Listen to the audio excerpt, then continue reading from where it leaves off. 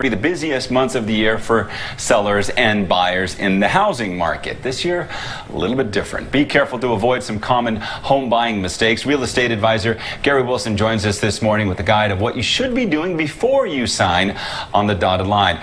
Gary, thanks for joining us this morning. Let's get right into it. With the coronavirus and all of the stay-at-home orders, what's the one thing that you want to tell somebody who is looking to buy a home?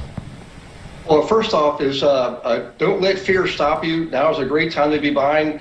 People who needed to or wanted to sell heading into this are probably getting a little bit nervous right now, so it's a great time to get out there and make the offers on the properties you want. But more importantly, just have a little bit of faith and take action. That's the key to success is have faith and take action. That's how you get results, and you can do that today just like you could before coronavirus. Gary, let's also talk about when you do take action, there's some really great interest rates, and that's what's driving a lot of people to want to buy them if they have a secure job. But a lot of the banks are kind of ratcheting down, so you need to know this before going in. It's not your typical home buying season.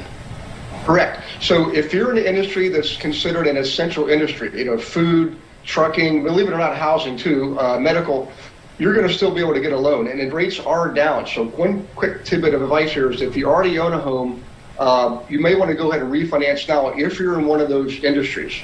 Okay, if you're not, yes, lenders are going to be a little bit skeptical right now. However, there's alternate techniques you could use, creative purchasing techniques to gain control and even ownership of properties right now.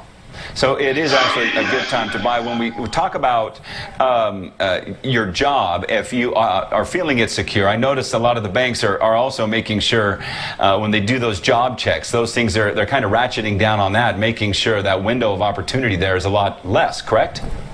Yeah, now, but let's say that happens, that's true, but it doesn't help you take action to get results. So for example, if you're in a non-essential industry and yet you're okay, you feel comfortable and competent and confident, you can do something like what's called a blanket mortgage or a wraparound mortgage to purchase a property. You can do a lease option to gain control of the property temporarily, and then when things ease up and your sector of the industry is secure again, then you can get permanent financing. But at least now you can get control and even live in the property, using something like a lease option, for example. So there are a lot of great options out there when we're talking about buying a home that shouldn't get scared off by everything that's happening if you are in a position to buy a home.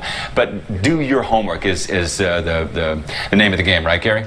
The real key, it's three steps. Number one, you have to get the right education, okay?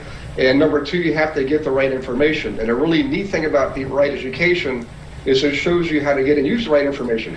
And the third step is take right action. So for example, you can go to consumerfinance.gov right now, okay? If you're concerned about coronavirus, go to consumerfinance.gov and get the report, coronavirus, mortgage information, what happens right now. So for example, Gary, I got to cut you off right there, but you have some great advice. You got to go to those websites. You got to know what you're getting into before you do it, but it doesn't mean you can't get a great deal right now.